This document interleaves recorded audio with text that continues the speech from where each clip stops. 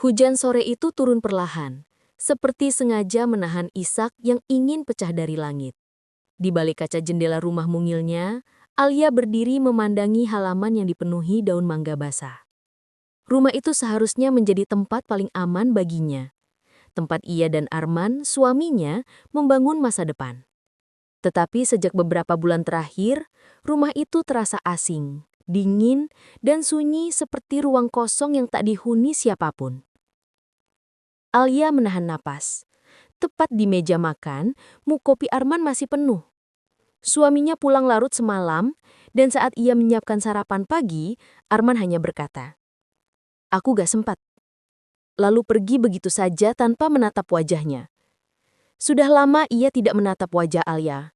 Sudah lama juga Arman tak lagi menyentuh tangannya seperti dulu. Alia duduk, menggenggam muk itu pelan. Suhu kopi yang masih hangat membuatnya sadar bahwa Arman sebenarnya hanya beberapa menit yang lalu berdiri di ruangan yang sama. Tapi entah mengapa, rasanya seperti ia sudah pergi jauh. Apa aku terlalu membosankan baginya? Apa aku bukan istri yang baik? Pertanyaan itu berputar seperti bayangan yang tak mau hilang. Hubungan mereka sebenarnya tidak selalu seperti ini. Dulu, Arman adalah lelaki yang memberi Alia dunia, atau setidaknya berjanji akan melakukannya. Alia jatuh cinta pada kelembutannya, caranya memperhatikan hal-hal kecil, dan janjinya yang tak terhitung jumlahnya bahwa ia akan selalu menjaga Alia, apapun yang terjadi. Namun semua berubah sejak Arman dipromosikan di kantornya. Ia semakin sering pulang malam, lebih sering memegang ponsel daripada menggenggam tangan Alia, dan lebih sering tersenyum kepada layar ponsel dibanding kepada istrinya sendiri. Dan yang paling menyakitkan adalah komentar mertuanya. Sejak awal pernikahan, Ibu Arman tidak pernah benar-benar menerima Alia. Menurutnya, Alia berasal dari keluarga biasa saja, tidak sebanding dengan keluarga Arman yang dianggapnya terpandang. Arman itu pantas dapat yang lebih baik. Begitu kata ibu mertuanya pada suatu sore saat Alia sedang menyiapkan teh. Ia mendengar itu dari balik dapur pintu. Kata-kata itu tidak pernah hilang dari kepalanya. Alia menunduk, memejamkan mata. Ia tahu, pelan-pelan ia bukan hanya kehilangan cinta suaminya, tetapi juga kehilangan dirinya sendiri. Pintu rumah berbunyi. Alia langsung bangkit berharap Arman kembali karena mungkin ia lupa sesuatu. Tapi langkah kaki yang terdengar bukan langkah kaki Arman. Itu langkah yang lebih berat, lebih lambat. Mertua perempuannya masuk tanpa permisi, seperti biasa. Sendirian saja, suara tajam itu menusuk udara. Alia tersenyum kecil, mencoba sopan. "Iya Bu, Arman sudah berangkat." Mertua itu mengalihkan pandangannya ke meja makan yang masih rapi.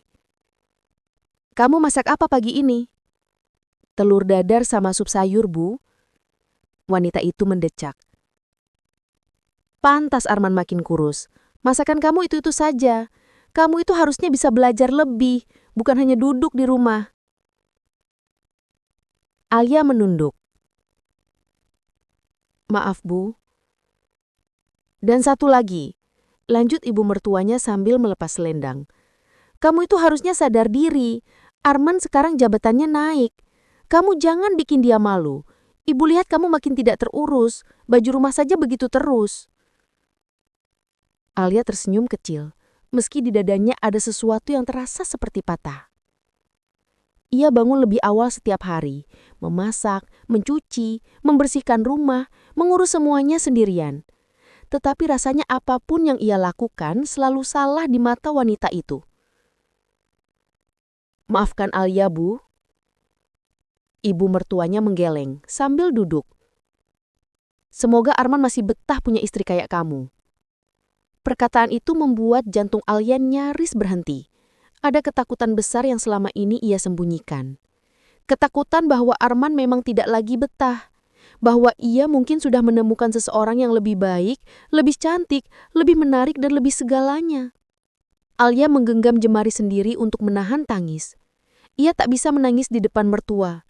Wanita itu pasti akan menggunakannya sebagai alasan untuk kembali merendahkannya. Malamnya, Arman pulang lebih larut dari biasanya. Saat ia masuk rumah, ia tidak berkata apapun. tidak menanyakan makan malam, tidak menanyakan kabar, tidak menanyakan mengapa istrinya tampak lesu sepanjang hari. Dan yang bahkan lebih menyakitkan adalah saat Alia melihat pantulan cahaya ponsel di wajah Arman. Ia tersenyum, senyum yang sudah lama tidak diberikan kepada Alia. Senyum itu bukan untuknya. Alia menatap layar itu pelan-pelan dari kejauhan. Nama seorang perempuan muncul di notifikasi. Perempuan yang tidak pernah ia kenal. Perempuan yang sepertinya bisa membuat Arman tersenyum, sesuatu yang sudah lama hilang dari rumah mereka. Alia merasa seperti seseorang menarik karpet dari bawah kakinya. Dunianya runtuh dalam sekejap. Namun, ia tidak berkata apa-apa. Kesedihan itu ia telan sendiri, seperti yang selalu ia lakukan. Di luar, hujan kembali turun. Kali ini tidak lagi pelan. Dan Alia tahu, hatinya pun sedang hujan. Pagi itu, rumah terasa lebih sunyi daripada biasanya. Bahkan suara sendok yang bersentuhan dengan gelas pun terdengar terlalu keras. Seolah seluruh ruangan ikut menegaskan bahwa kesunyian telah menjadi penghuni baru rumah itu. Alia duduk sendiri di meja makan, menatap kursi kosong di seberangnya. Kursi tempat Arman dulu duduk sambil menggoda masakannya. Atau sekadar bercerita tentang hari-harinya. Namun sekarang, kursi itu hanya menjadi pengingat bahwa ia makan seorang diri. Alia memaksakan diri menyuap sepotong kecil roti. Sejujurnya, tenggorokannya terasa kering, tak mudah menelan apapun. Kejadian semalam terus terulang di kepalanya, senyum yang diberikan Arman pada layar ponselnya. Senyum yang terasa asing, senyum yang bukan untuk dirinya. Ia berusaha meyakinkan diri bahwa itu mungkin hanya teman kerja Arman, mungkin hanya percakapan biasa, mungkin hanya dirinya yang terlalu sensitif. Tetapi hati kecilnya tidak bodoh. Ada sesuatu yang berubah. Dan perubahan itu cukup besar untuk membuat dadanya terasa sesak. Ketukan pintu memotong lamunannya. Suaranya keras, seperti seseorang yang tidak sabar.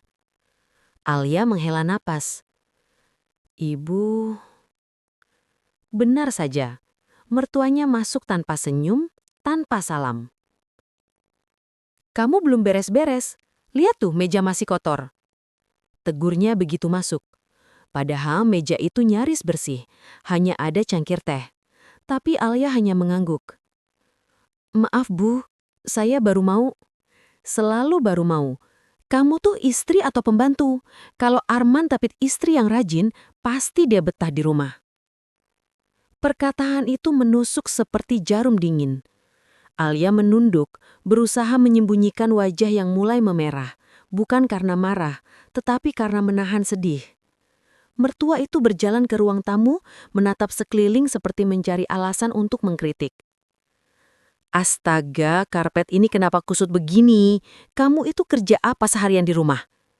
Alia mengikuti dari belakang, merapikan karpet. Maaf Bu, tadi malam.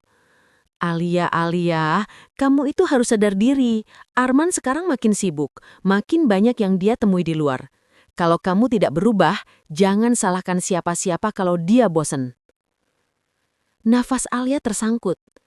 Kata bosan itu terasa seperti palu yang menghancurkan sesuatu di dalam dadanya.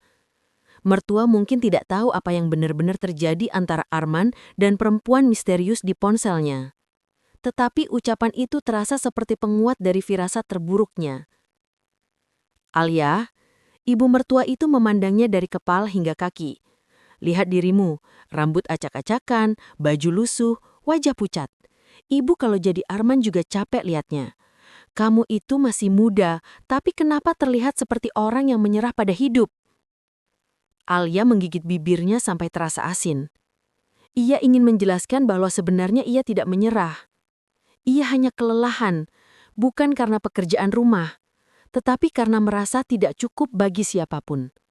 Ia kelelahan menghadapi suami yang menjauh, kelelahan mendengarkan kritik tanpa henti, kelelahan menahan diri agar tidak menangis. Tolong jangan menangis di depan ibu ya, ibu tidak suka perempuan cengeng. Alia mengangguk, padahal matanya sudah panas.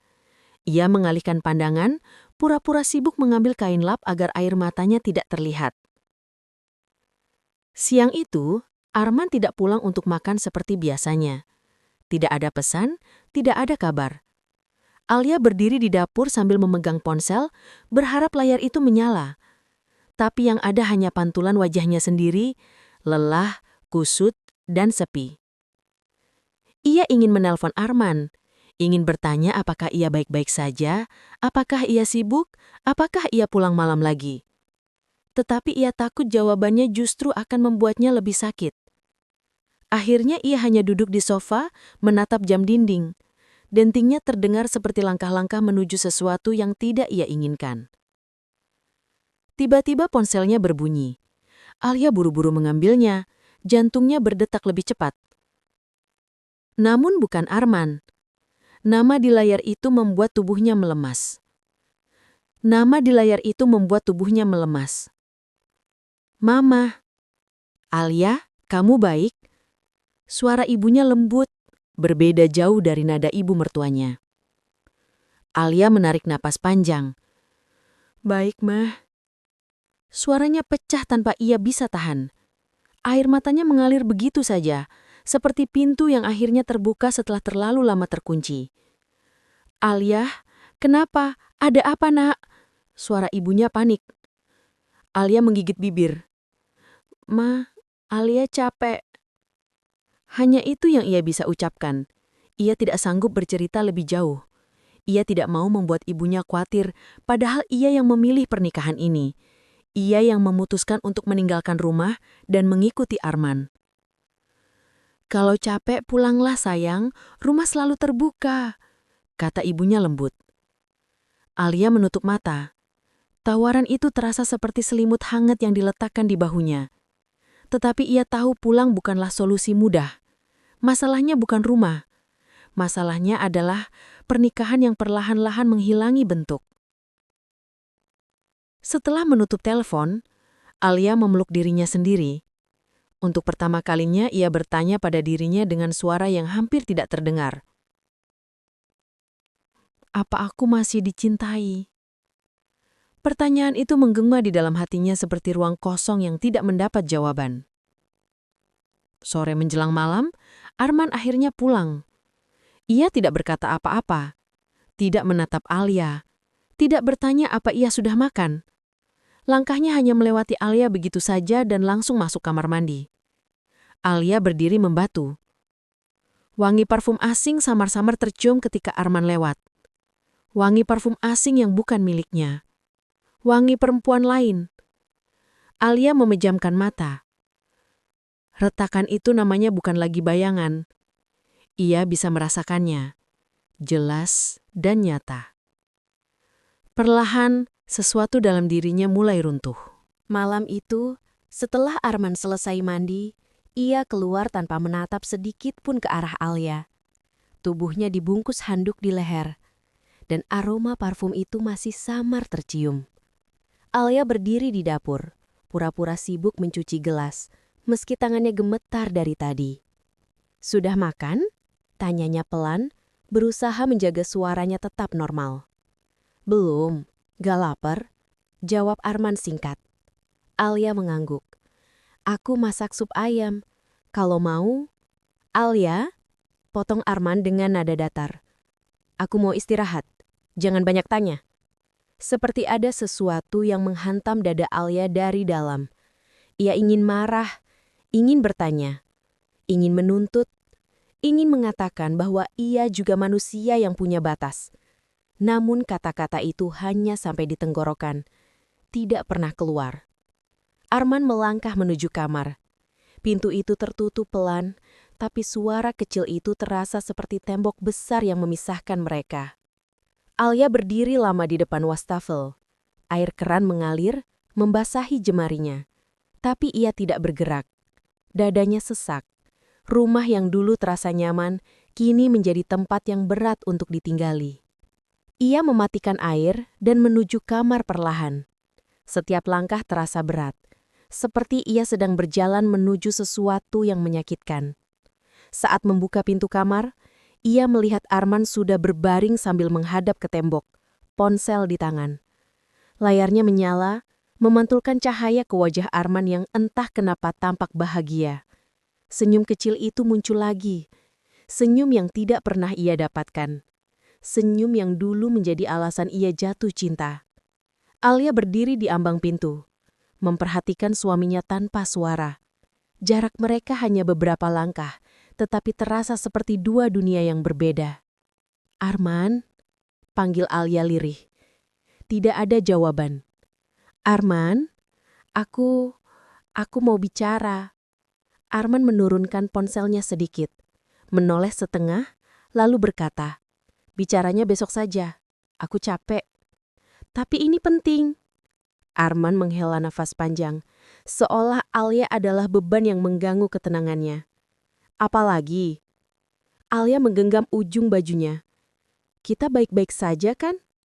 Pertanyaan itu menggantung di udara. Arman diam, hening. Tidak ada penyangkalan. Tidak ada jawaban lembut seperti dulu setiap kali Alia merasa ragu. Hanya diam. Dan diam itu terasa seperti jawaban paling menyakitkan. Alia menunduk. "Aku cuma merasa kamu berubah." Arman akhirnya menatapnya. Tatapannya datar, tidak tersisa kehangatan. "Orang memang berubah, Alia. Semua orang." "Berarti, apa kita juga berubah?" Suara Alia hampir tidak terdengar. Arman tidak menjawab. Ia kembali menatap ponselnya. Buduk, buduk. Suara notifikasi masuk. Alia menelan ludah. "Siapa itu?" Arman mematikan layar cepat-cepat. "Teman kantor." "Teman kantor yang bikin kamu senyum-senyum?" Arman menatap Alia dengan ekspresi yang tiba-tiba berubah. "Kamu mulai curiga tidak jelas lagi sekarang." Alia merasa pukulan lain menghantam dirinya. "Aku cuma..." "Alia, aku lelah. Tolong jangan bikin masalah." "Tapi kita memang sedang bermasalah, Man." Arman berdiri, berjalan melewati Alia. "Aku tidur di ruang tamu." Alia tersentak. "Kenapa?" "Karena aku butuh ketenangan." "Apa aku mengganggu?" Arman menatap dia menghadapnya. Wajahnya kosong. "Iya." Kata itu menusuk jauh lebih dalam daripada teriakan. Alia mundur satu langkah tanpa sadar. Air mata menggenang, tapi ia menunduk agar Arman tidak melihat. Arman berjalan keluar kamar tanpa melihat ke belakang. Pintu kamar tertutup. Kali ini keras. Setitik kecil di hati Alia seperti ikut retak. Setelah suara langkah Arman menghilang, Alia duduk di lantai. Kedua tangannya menutup wajah. Tangisnya pecah begitu saja tanpa ia bisa hentikan. Segala sesuatu yang selama ini ia tahan akhirnya keluar seperti banjir yang merobohkan pintu. Ia menangis untuk dirinya yang tidak didengar. Ia menangis untuk pernikahannya yang sekarat. Ia menangis untuk cinta yang dulu besar, tapi sekarang seperti tinggal sisa-sisa abu. Dan ia menangis karena ia mulai menghilangkan Arman, atau mungkin Arman sudah pergi jauh lebih lama dari yang ia sadari. Keesokan paginya, Alia terbangun dengan mata bengkak. Ia keluar kamar perlahan, berharap Arman masih di rumah. Harapan itu sedikit memberi hangat di dadanya, meski ia tahu kemungkinan kecil. Namun begitu melangkah ke ruang tamu, jantungnya serasa turun ke kaki. Arman tertidur di sofa, masih memegang ponsel. Dan layar ponsel itu menyala, memperlihatkan notifikasi pesan dari seorang wanita. "Pagi, kamu tidur nyenyak." Alia terpaku. Dunianya berhenti berputar. Nama wanita itu muncul jelas. Nama yang sama dari notifikasi malam sebelumnya. Nama yang membuat Arman senyum. Tangannya gemetar. Dadanya berdenyut sakit. Perlahan, tanpa suara, Alia menutup mulutnya agar tidak menangis keras. Ia akhirnya melihatnya. Bukti kecil, retakan besar. Dan ia tahu, hatinya tidak akan pernah sama lagi. Pagi itu, matahari belum sepenuhnya naik. Namun Alia sudah duduk di meja makan. Gelas teh di depannya sudah dingin, namun ia tidak berniat meneguknya. Ia hanya menatap permukaan meja, kosong, tanpa tahu harus memikirkan apa. Malam semalam masih menghantui kepalanya. Pesan itu, nama itu, senyum itu. Semua menjadi potongan-potongan kepingan yang kembali menusuk hatinya. Arman bangun dengan rambut berantakan dan wajah lelah. Tanpa melihat ke arah Alia, ia langsung menuju kamar mandi. Tidak ada pagi, tidak ada maaf, tidak ada penjelasan. Seolah kejadian semalam hanyalah angin lewat. Alia berdiri dari kursi perlahan, mencoba tersenyum kecil saat Arman melewatinya. "Selamat pagi, Man." Arman hanya mengangguk tanpa suara. Alia menelan ludah. "Tadi malam, aku lihat ponselmu. Aku..." Arman berhenti. Menatap Alia dengan wajah keras. "Kamu lihat ponselku?" Suara itu membuat Alia hampir mundur. "Bukan, aku tidak sengaja. Layarnya menyala sendiri." Tidak usah cari-cari alasan. Alia merasakan tubuhnya melemah. "Man, aku cuma khawatir." "Tidak usah khawatir, itu cuma teman," jawab Arman cepat, terlalu cepat. Alia ingin percaya, ingin merasa tenang. Tetapi hatinya tahu bahwa kalimat itu hanya menutupi sesuatu yang lebih besar, jauh lebih besar. "Kalau memang cuma teman, kenapa kamu menyembunyikannya dari aku?" Arman membuang napas kasar. Alia itu terlalu sensitif. "Ini alasan kenapa aku tidak bisa cerita apa-apa. Kamu pasti langsung berpikir macam-macam." Karena kamu berubah, Man." Suara Alia mulai bergetar. "Orang memang berubah," ulang Arman dengan nada yang sama seperti malam sebelumnya. "Kamu harus mencoba dewasa sedikit." Dewasa. Kata itu sekali lagi membuat hatinya seperti ditusuk. Seakan ia yang salah, selalu salah. Bahkan atas kesedihannya sendiri. Arman mengambil jasnya dan bersiap pergi. Sebelum melangkah keluar, ia berkata tanpa menatap Alia. "Aku pulang malam. Tidak usah tunggu." Pintu tertutup. Dan kembali, rumah itu menelan keheningan. Beberapa jam kemudian, Alia mencoba mengalihkan pikirannya dengan merapikan rumah. Menyapu, mengepel, membersihkan jendela, mencuci pakaian. Apapun agar pikirannya tidak terus kembali ke pesan semalam. Namun semakin ia bergerak, semakin ia merasa lelah. Lelah fisik, lelah batin, lelah menjadi kuat sendirian. Saat sedang menggantung cucian, suara motor berhenti di depan rumah. Tak lama seseorang mengetuk pintu. Keras, seperti biasanya. Alia menarik napas. Ibu mertuanya masuk langsung memandang keadaan rumah dengan tatapan menilai. "Kamu saja di rumah?"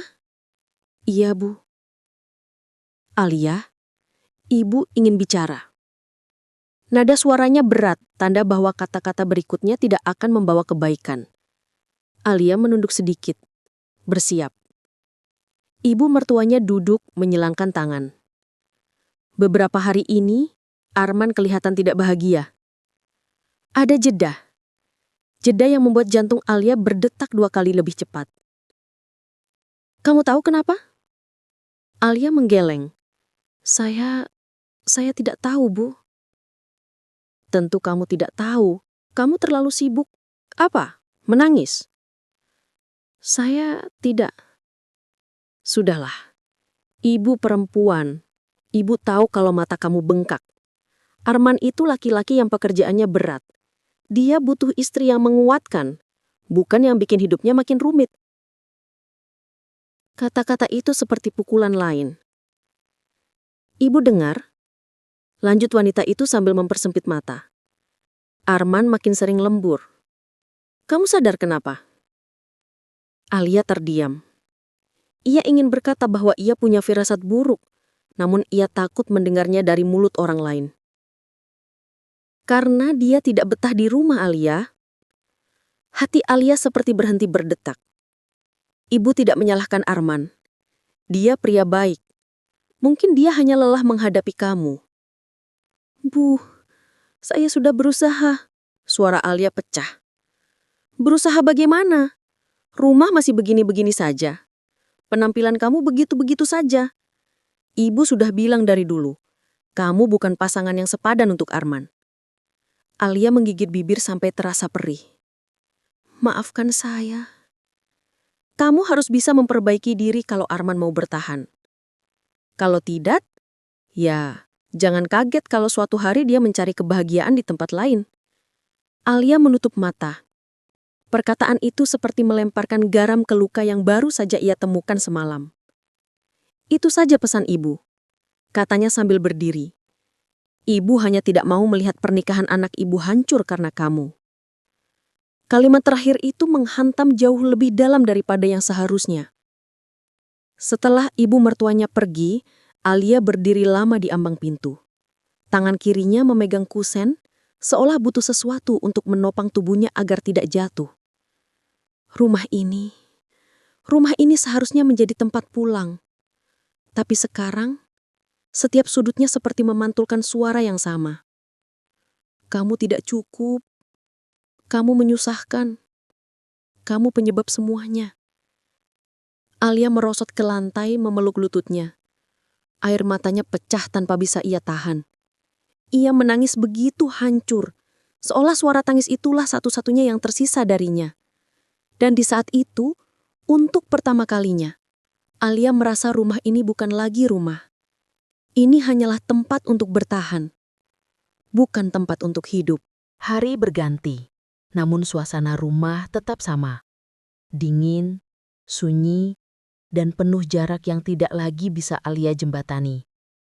Ia bangun pagi-pagi seperti biasa, menyiapkan sarapan, membersihkan rumah, dan berharap, meskipun semakin kecil, bahwa Arman akan duduk bersamanya seperti dulu.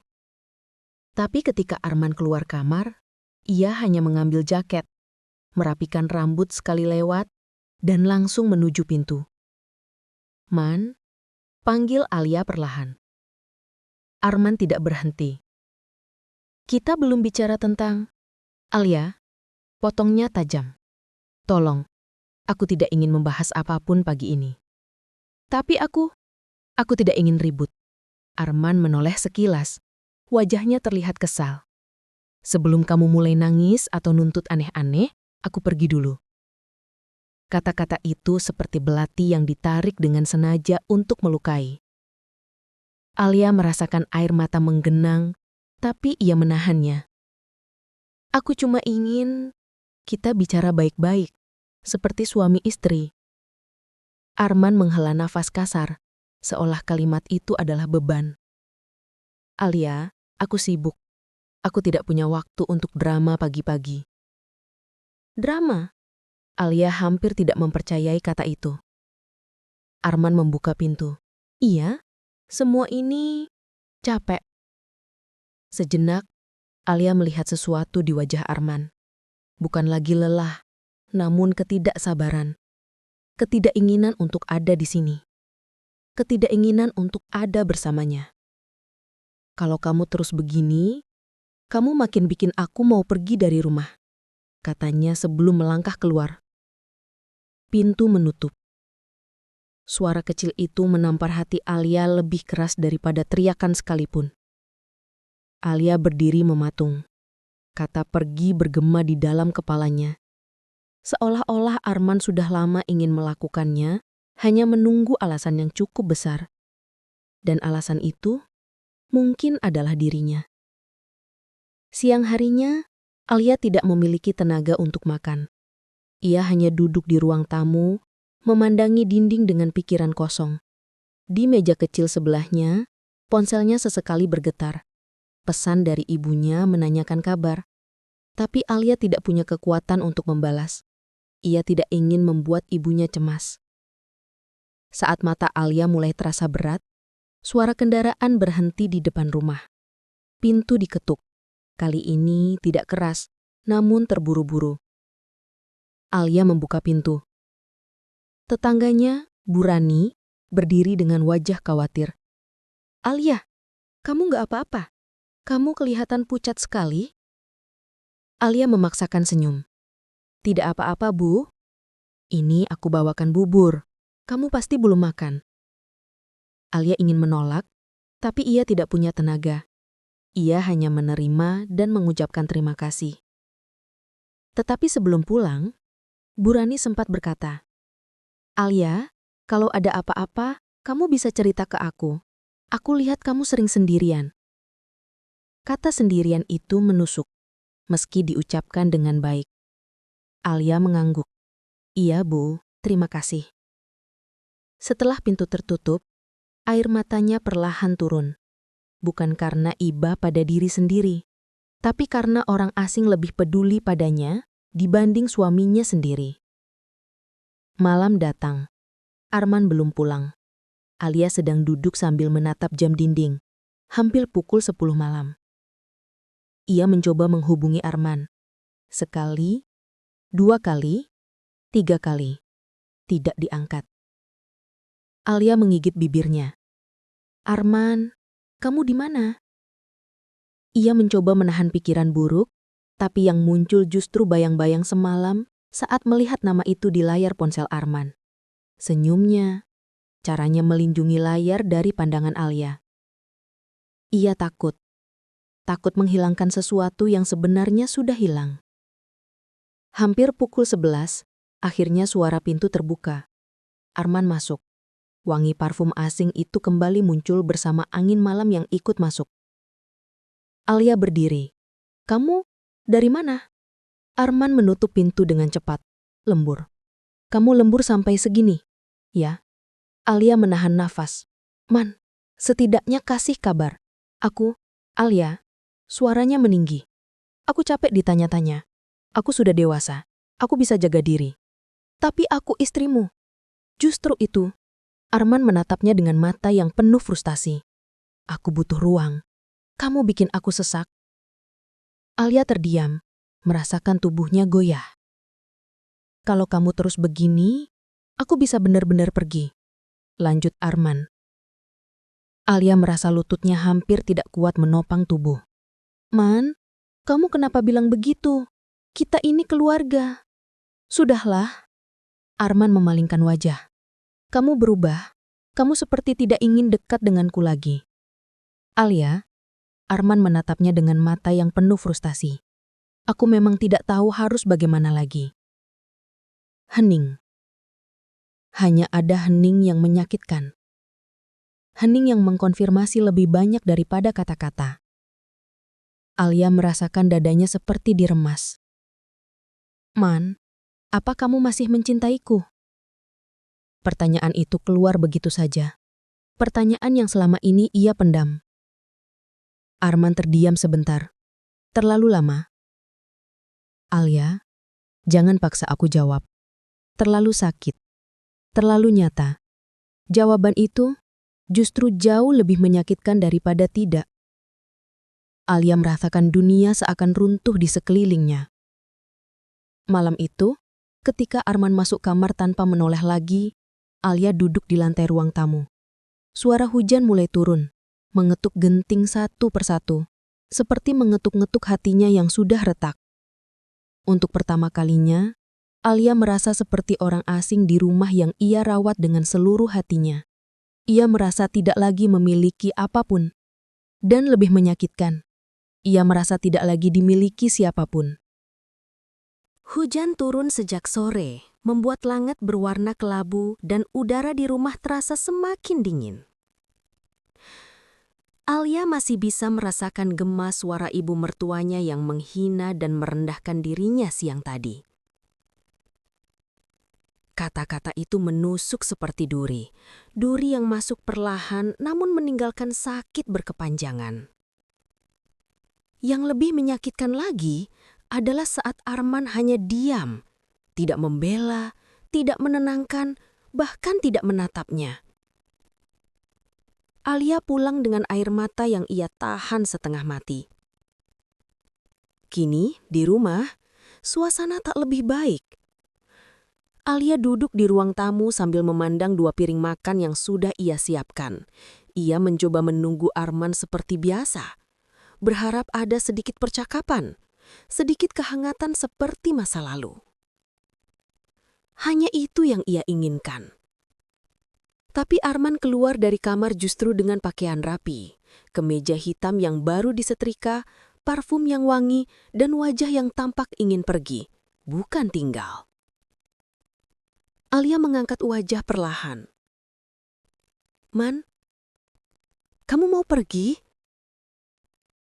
Arman mengambil jam tangan tanpa melihat ke arah Alia. "Ada keperluan?" "Sekarang, udah malam." Alia mencoba menahan nada suaranya agar tidak terdengar putus asa. "Kerjaan," jawabnya pendek. Alia menelan ludah. "Aku boleh ikut? Aku nggak enak sendirian." Arman menghentikan gerakan, lalu menatap Alia dengan tatapan yang asing, bukan suami yang pernah ia kenal. "Alia, jangan bikin ribet. Aku butuh waktu sendiri, ngerti?" Kalimat itu terasa seperti palu yang menghantam dadanya. Alia menunduk, bahunya bergetar hebat. Tangisnya pecah, meluap sampai ia tidak bisa mengontrol suaranya.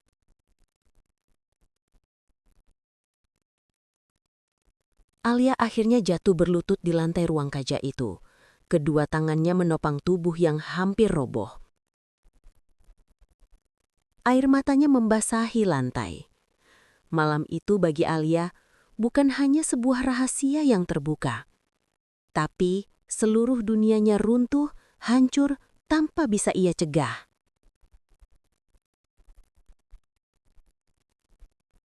Dan ia hanya bisa bertanya dalam hati,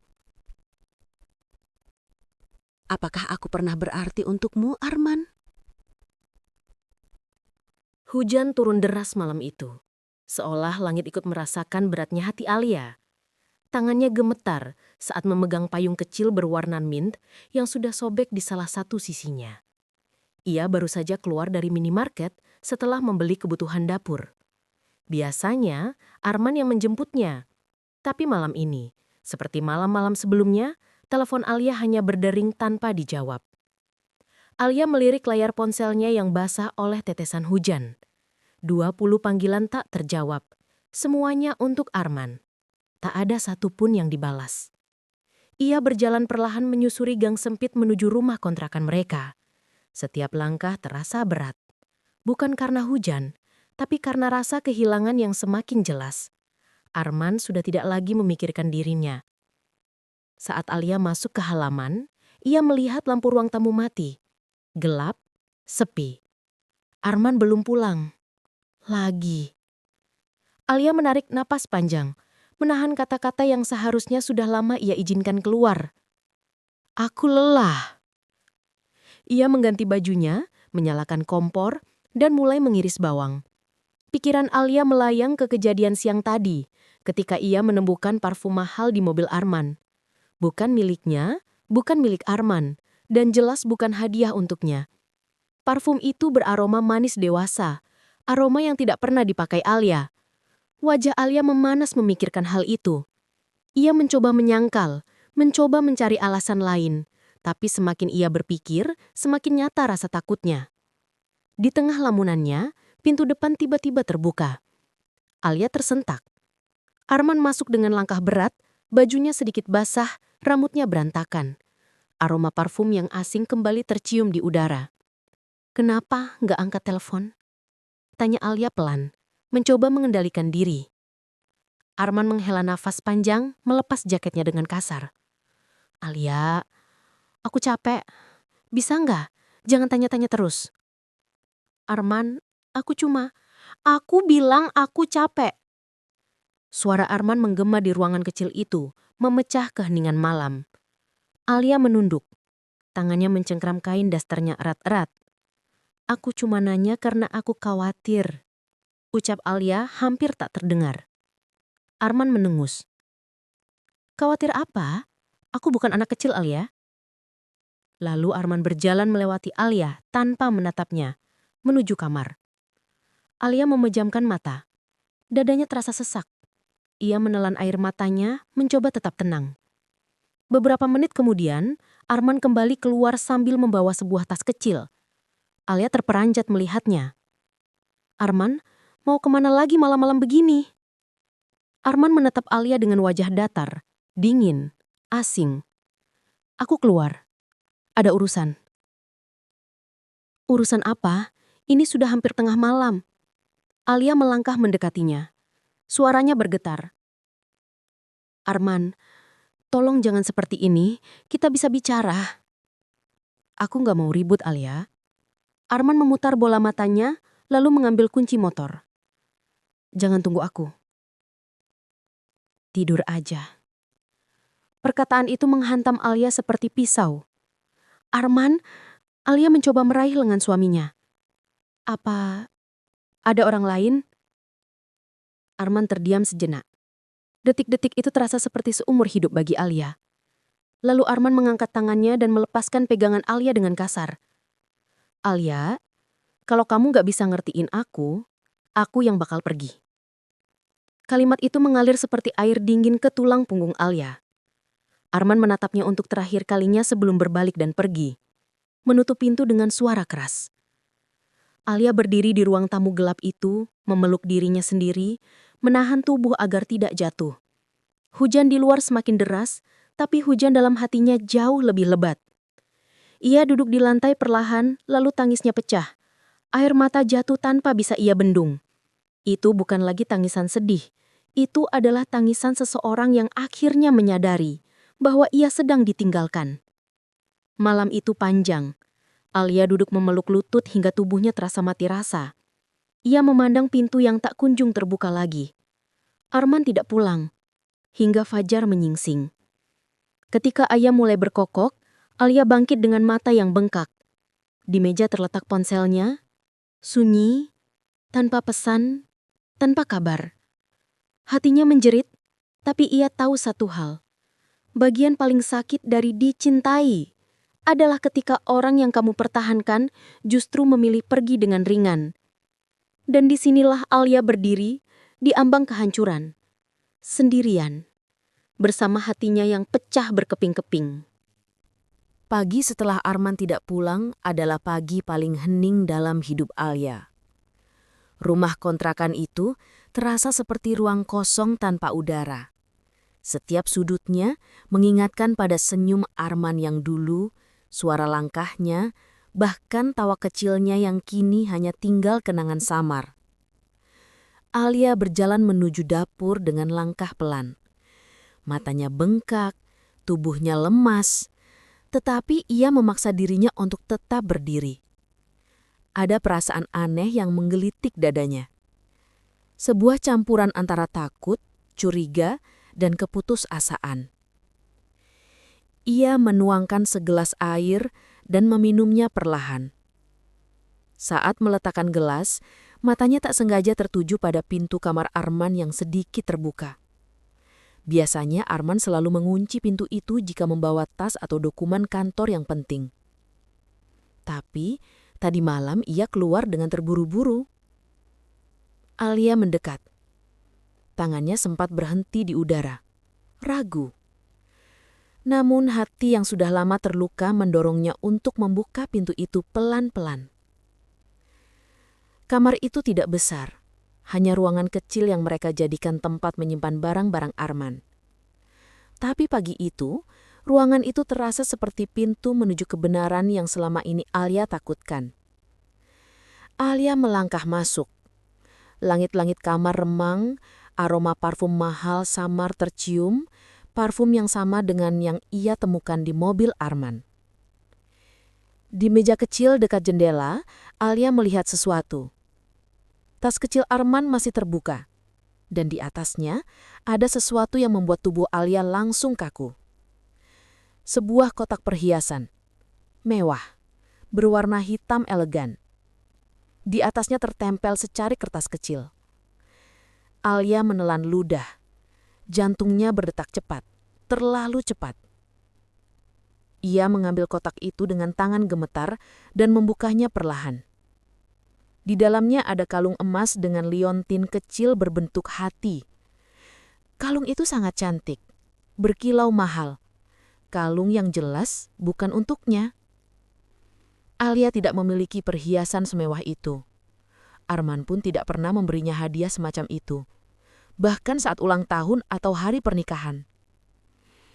Lalu ia melihat secarik kertas kecil yang tadi tertempel. Tulisan tangan Arman. Sederhana, tapi menghancurkan.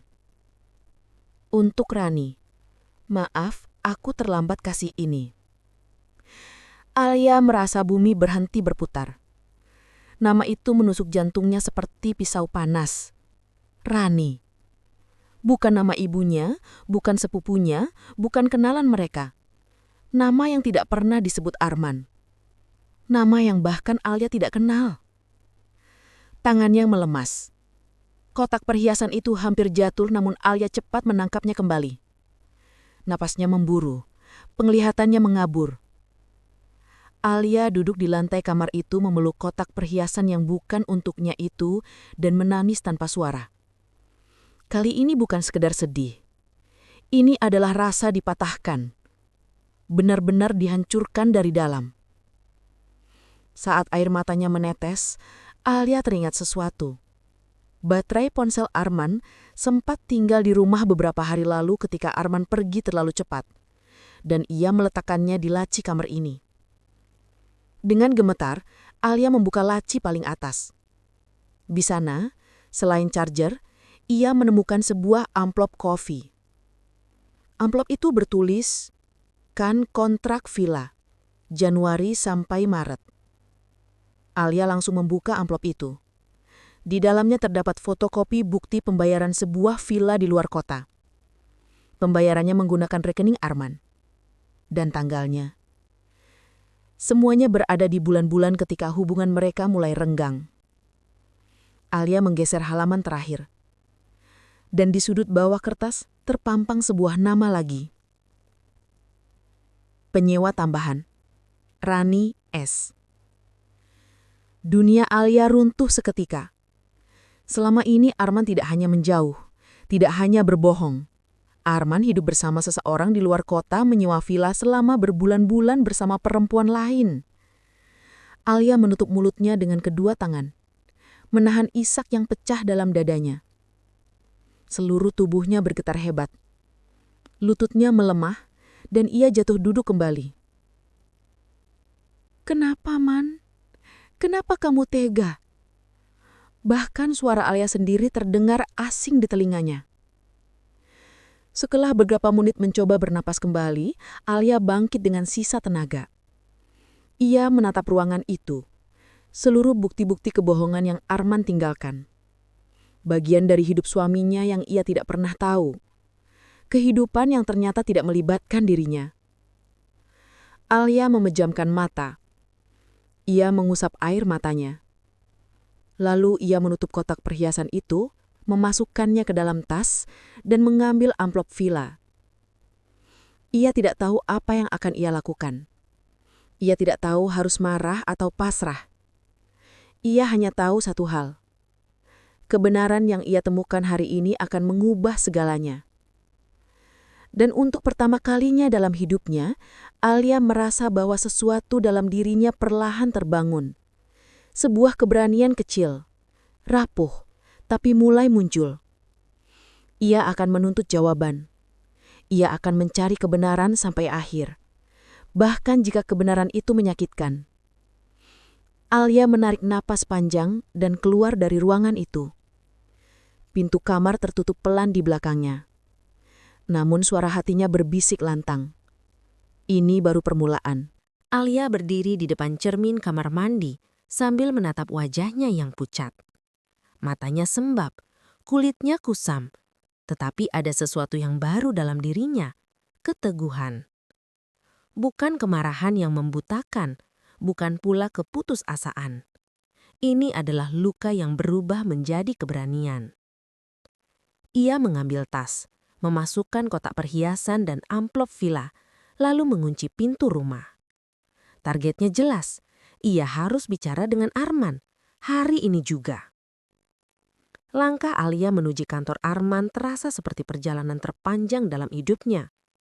Ia tidak tahu apa yang akan terjadi.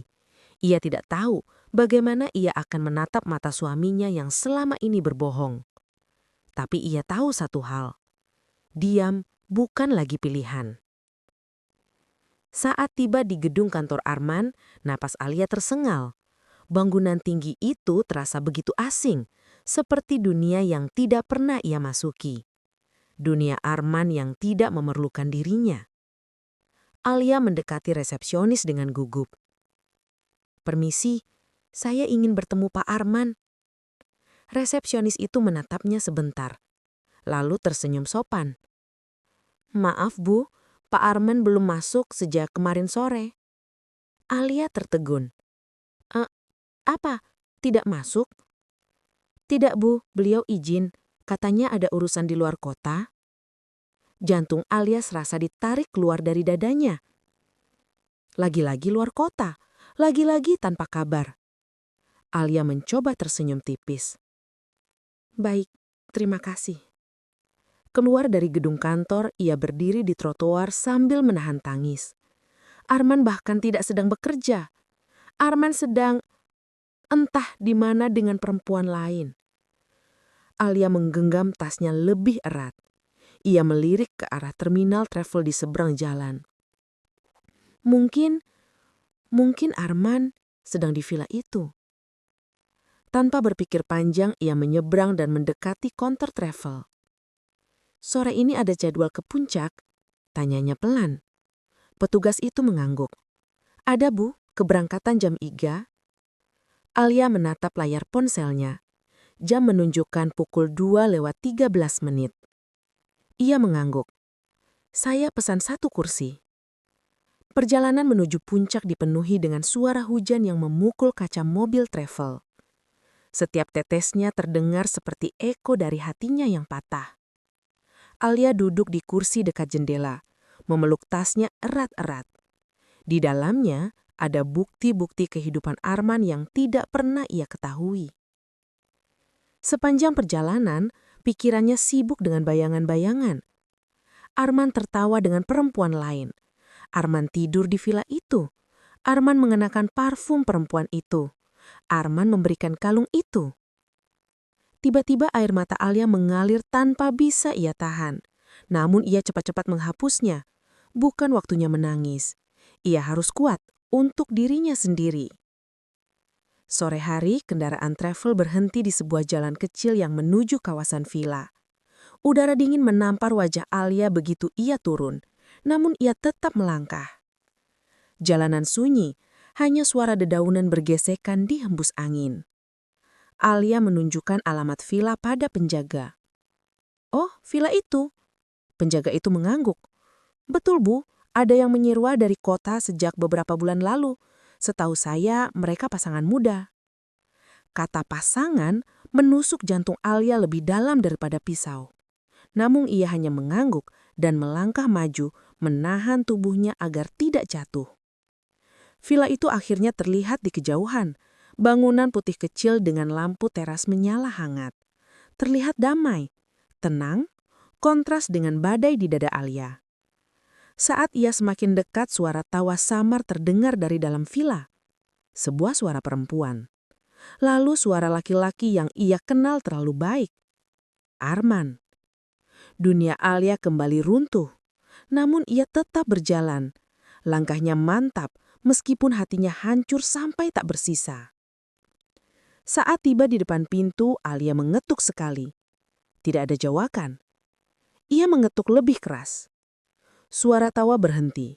Langkah kaki terdengar mendekat. Lalu pintu terbuka. Dan Arman berdiri di ambang pintu. Wajahnya terkejut. Matanya melebar. Tubuhnya membeku seperti melihat hantu. Alia. Alia menatapnya langsung, tanpa bergeming. Mata yang penuh luka, tapi kini tidak lagi takut. "Aku mau bicara, Man," ucapnya pelan namun tegas. Arman menelan ludah. Kamu ngapain kesini? Siapa yang kasih adres?" Alia mengangkat tasnya. Ia mengeluarkan kotak perhiasan dan amplop villa. Arman terdiam. Wajahnya pucat, Mulutnya terbuka tapi tak ada kata yang keluar. Dari belakang Arman, seorang perempuan muncul. Berambut panjang, wajah cantik, memakai dres santai. Perempuan itu langsung menatap Alia dengan bingung. Arman tersentak, memutar badan. Tapi sudah terlambat. Alia sudah melihatnya dan perempuan itu sudah melihat Alia. Mata Alia mulai berkaca-kaca, tapi ia tidak membiarkan airnya jatuh. Jadi ini Rani. Suara Alia pecah namun tetap teguh. Arman menutup wajahnya dengan telapak tangan. Alia, tolong, jangan lakukan ini di sini. Alia menggelengkan kepalanya.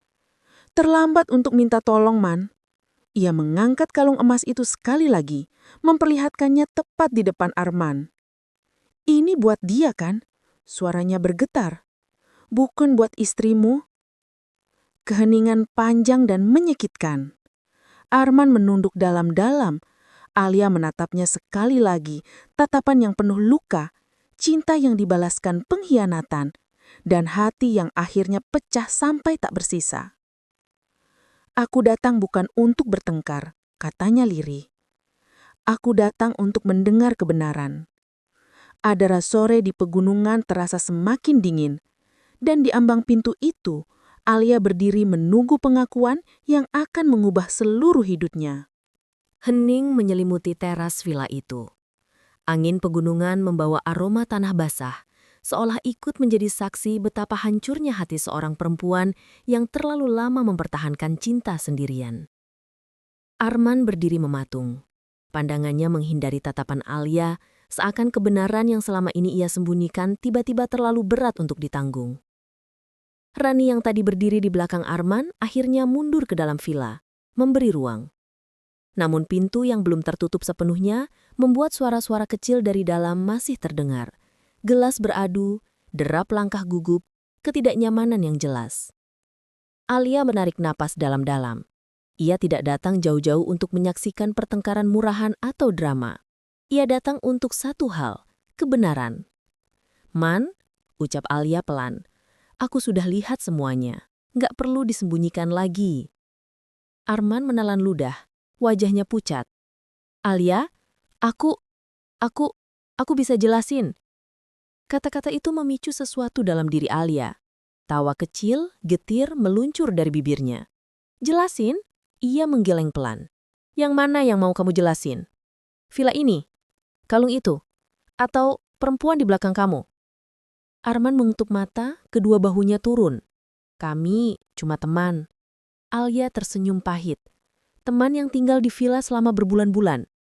Teman yang kamu beliin perhiasan mahal. Teman yang kamu pilih daripada istrimu sendiri. Arman tidak menjawab. Keheningan itu berkata lebih banyak daripada kata apapun. Alia merasakan sesuatu runtuh lagi dalam dirinya. Namun kali ini, runtuhnya berbeda. Bukan karena kehilangan Arman, tapi karena menyadari Arman sudah ia lepaskan sejak lama. Hanya saja ia tidak pernah berani mengakuinya. Kenapa kamu lakuin ini, Man? Suara Alia pecah. Aku nggak bilang aku istri sempurna, tapi aku selalu berusaha. Aku selalu nunggu kamu pulang. Aku selalu doain kamu selamat. Dari semua orang di dunia ini, harusnya aku yang kamu lindungi. Arman mendongak, suaranya serak. Aku salah, Alia. Aku bodoh. Aku nggak pernah niat nyakitin kamu. Kalau nggak niat, kamu nggak akan lakuin, Man. Alia menatapnya, menembus kebohongan-kebohongan kecil yang selama ini Arman sembunyikan. Arman mencoba mendekat. Namun Alia mundur satu langkah. Pergerakan kecil itu membuat wajah Arman jatuh dalam kesedihan. Alia, pulang sama aku. Suaranya bergetar. Kita ngomong baik-baik di rumah. Aku nggak mau kamu tinggalin aku. Alia tertunduk. Dulu, kalimat seperti itu bisa membuatnya luluh. Dulu, cinta membuatnya buta. Tapi hari ini di depan villa yang menjadi saksi pertama pengkhianatan itu, Alia akhirnya melihat segalanya dengan jelas. Aku udah tinggalin diriku sendiri terlalu lama, Man. Sekarang, aku mau pulang. Tapi bukan sama kamu. Raut wajah Arman berubah panik. Alia, jangan. Aku bisa berubah. Aku bisa jelasin semuanya. Jangan tinggalin aku. Aku butuh kamu. Alia tersenyum tipis, bukan karena bahagia, Tapi karena akhirnya ia berani berkata, "Sayangnya, waktu kamu butuh aku, kamu lagi sama orang lain." Angin berhembus pelan. Langit mulai gelap. Suara pintu villa berderit ketika Rani berdiri di dalam, diam tanpa kata, menyaksikan perbincangan yang bukan haknya untuk ikut campur. Alia menarik napas, lalu mengeluarkan sesuatu dari tasnya. Kalung emas itu. Ia menggenggamnya beberapa detik, merasakan dingin logam itu di kulitnya. Dingin, seperti hati Arman yang dulu ia coba hangatkan sendirian. Lalu, Alia mengelurkan kalung itu pada Arman. "Ini," katanya pelan, "buat orang yang kamu pilih." Arman menolak mengambilnya. "Jangan gitu, Alia. Jangan kembalikan. Itu bukan..." Alia menyelahnya pelan namun tegas. "Aku nggak mau simpan kenangan tentang kebohongan kamu." Kalung itu akhirnya jatuh ke tanah. Bunyi ting kecil terdengar, memantul lembut di antara pepohonan. Arman tersengkak, namun ia tidak bergerak untuk mengambilnya. Alia mengusap air mata yang jatuh. "Terima kasih pernah ada dalam hidupku, tapi aku nggak bisa lagi bertahan dengan seseorang yang nggak milih aku." Ia membalikkan badan, melangkah pergi. Langkahnya pelan, gemetar, tapi pasti. Arman memanggil dari belakang, panik, putus asa, suaranya pecah. "Alia, tolong, jangan pergi. Aku salah. Alia, Alia." Tapi Alia tidak berhenti. Untuk pertama kalinya dalam hidupnya, ia memilih dirinya sendiri. Saat ia menuruni jalan villa, air matanya kembali jatuh. Namun kali ini, air mata itu berbeda. Ini bukan lagi air mata orang yang ditinggalkan. Ini air mata seseorang yang akhirnya membebaskan diri. Ketika angin malam menyentuh wajahnya, Alia tersenyum kecil dalam sakitnya. "Terima kasih Tuhan," bisiknya lirih. "Akhirnya aku berani." Dan dengan itu, perjalanan Alia dimulai lagi. Bukan sebagai istri yang dijalani dengan luka, tapi sebagai perempuan yang akhirnya memberanikan diri untuk hidup. Meski patah, meski sendiri. Tapi setidaknya, ia memilih dirinya.